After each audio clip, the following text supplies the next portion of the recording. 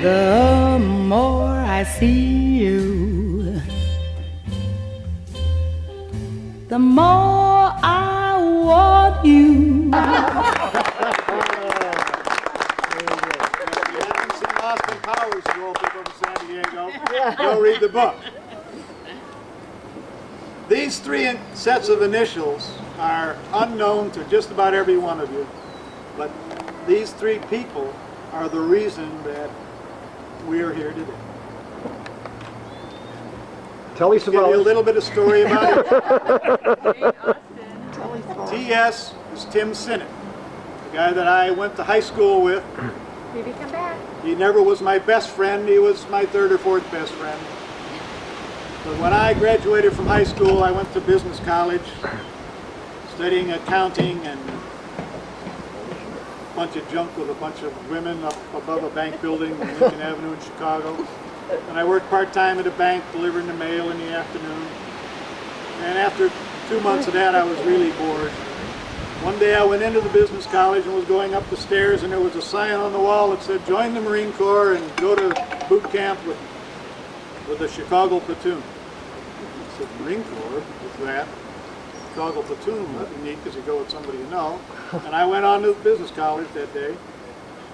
And the next day I passed by that sign, I looked at it again and I looked a little harder and said, I'm tired of this place, but I don't know if I could ever take the rough life of the Marine Corps.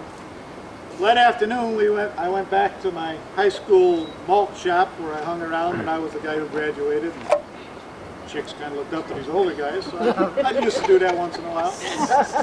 Tim Sinnott was there that day, and we were having a Coke or something sitting at the counter, and he said, you know, I think I want to join the paratroopers and get out of here. He had dropped out of school that year and was working full-time doing warehouse work or something. He said, I think I want to join the paratroopers. I said, you're nuts jumping out of an airplane, buddy, but I saw a sign about the Marine Corps. We could go and go together. He says, if you will, I will. I said, if you will, I will. So 2 days later, I was signed up and in the Marine Corps, and 4 days later, I was in San Diego going to boot camp with a poor shocked mother who had no idea this was coming. Mother cried. So anyway, if it hadn't been for Tim Sinnott on that day in that mall shop, I wouldn't have joined the Marine Corps, and if I wouldn't have joined the Marine Corps, you guys might be somewhere else today. J.A. was John Aldridge, and a salty old Marine that I ran into in 29 Palms, California, after I'd been in the Marine Corps a year and a half, I guess a little over a year and a half, on a 2-year enlistment. And go back to Chicago and go back to school, and go back and help my family, who was now being owned and operated by Mike and Pat and Bill, and taking care of my mother. Well, this guy, John Aldridge, was a hash marked PFC. He had a mark on his sleeve signifying he'd been in the Marine Corps for 4 years. He was a PFC because he'd been in trouble a couple of times, but he'd been in trouble overseas in Japan. He was at the Marine barracks in Yokosuka, Japan. And the Marines over there had some wild and crazy times, and it was all somebody else's fault that he was still a PFC, but he told me about all these good times over there. And if we were to re-enlist, we could go back over there and he could show me the ropes. And about that time, my mother had an operation on her hip or a kidney or something. My family didn't have a lot of money, and if I re-enlisted, I could send them a couple $100, and I could go to Japan and have all this fun. So I decided, okay, we'll do it. I called my mother and told her I was going to do it. She wasn't too happy, but she used to be being gone by then. So, because of John Aldridge, I re-enlisted in the Marine Corps.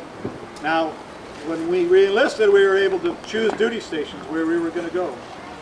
And we chose 3 places in Japan. Marine Barracks Security Forces. There are 3 different places in Japan. And about 7 days later, and then we didn't have computers and things didn't go so fast. It took 7 days for a letter to get and come back. But we got an answer via some communique from headquarters of Marine Corps sending him to Okinawa and me to Hawaii. Well, we hadn't re-enlisted yet, so we still had the opportunity to say, we don't like the deal. So we told them we didn't like the deal, but then we re-enlisted and said, here's our new choices. But then by then we'd raised our hand because we wanted this money in our hand. We had a good liberty plan and all that stuff. And we asked to go to Rota, Spain, Naples, Italy, and Bermuda.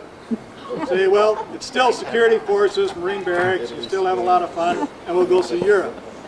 And in 4 days back came the answer, you're both going to Newfoundland. Argentina! No, you're going to it was Argentina. The original piece of paper that I still have that I will turn over to you one day said Argentina Naval Force, NF. And we thought that was Argentina Naval Forces. Argencia, Newfoundland, is spelled just like Argentina. It's not, it's just it looks like it. So anyway, because of John Aldridge, I went to Argentia, Newfoundland, and I met this lovely lady. And if it wasn't for that, you all wouldn't be here. And while at the Marine Barracks, Argentia, Newfoundland, I had been there about a year. I got there at the end of January. So I've been there almost a year on an 18-month tour. Was a salty corporal, got in trouble because I couldn't drink and behave myself all too well. Went from administrative clerk to a guard corporal and then back to administrative clerk because I needed people to type.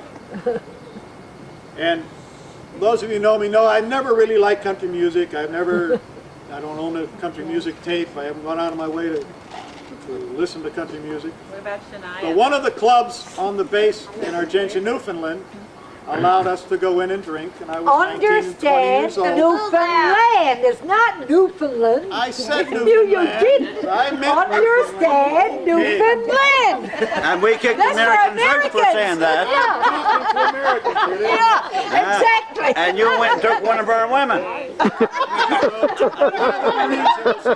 With us was a kid from Tennessee who played the guitar and sang "Oh Lonesome Me" and songs like that.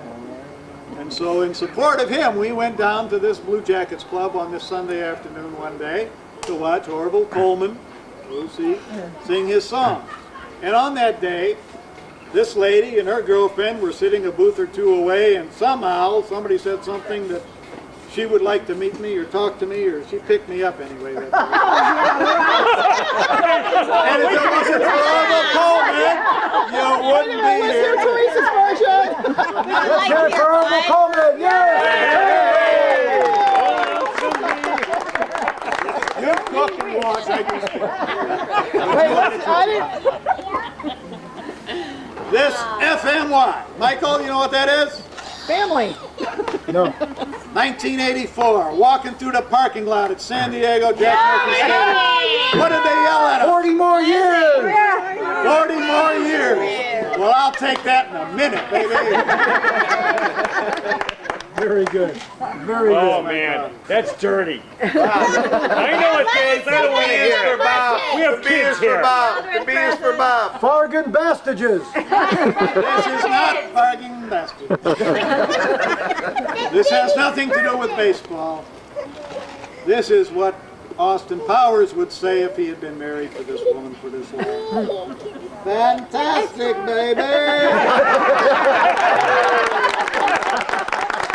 The only number I did not put up on the board is 1. Because the 1 is right here, the most wonderful, kind, beautiful human being I've ever met in my life. And I'm so honored. Lucky! Honored and lucky. That's the only luck I've ever had, really. Thank you.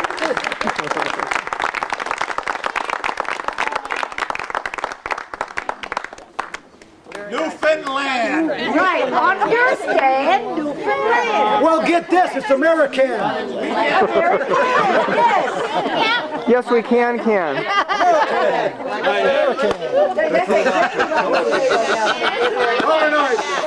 had come back from Christmas vacation. My girlfriend and I were very, very homesick. And everybody in the dorm talked us into going to this party down at the Blue Jays Club. We went down and I was really miserable because I had a boyfriend. I didn't need Another one. And I was And it was better, it was very Canadian. And my girlfriend Anna, who you all know and love, was very upset with me. She said, the next guy that walks through that door that you know, if you look at him, you know, she said, I am, and she was pretty well shot to the... Drunk is what she was. Right, she said, I am going to get him for you. You know, who do you want? This guy, you know, whoever I wanted, I could have, because I was so... And Anna got a good fella. He and Burnett walked through the door, and she said, well, which one do you want? And I said, oh, shut up. And she went over and bought the two of them over. And that's how we met. Orville Coleman's fault. Yeah, Teresa's fault. Yeah, for all of my decision points, she has them too in her life. Yeah. But one of our friends and his best friend, Burnett, we have been able to trace Hey, for a I long don't time need now. this anymore. Great guy. Kyle. He was. But the picture that I saw on the dining room table was from the Blue Room, and that was before we got married. Is that the Frank Sinatra picture with the young chick? I thought it was Cher. We had an engagement party right there at the Blue Room. We had a lot of friends, and they were all so great. We kept in touch with some of them. impression. Did all you guys see the picture of Teresa in her little yellow bowl? No. Oh, they got to see it. They got to see it. Are you? Little yellow bowl. You better be quiet. All she was wearing was a little yellow bowl. She was naked. Now, I mean, we're not sure you're still in the family, No. so be quiet. We may trade you for Howard. Honey, I did like Duncan did. I paid me money, took me chance. And it's worked out for us too. Lord has the nicest brother. And why didn't you marry Howard? Yeah, we go to St. Barbara. Yeah. Let's hear it for Orville Coleman. Good night, Ray. And thank you all.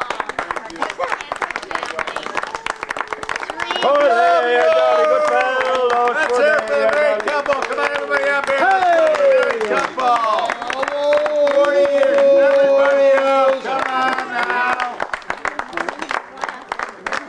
40 more years. 40 more years. 40 more years. 40 more years. 40 more years. Lordy, they're married for 40. Woo, baby. Ladies and gentlemen, you all know that my brother has a great interest in the. Listen up. Wait, Pat's talking. My brother has a great interest in the fine art. Made. Board of Kings, it's called. There he was, kissing Maureen under a... I know where your white shirt is. It's in the trees right here. I saw this. Yeah. Maureen Ladies and gentlemen, you all know that my brother has a very keen interest in the fine art or sport of gambling.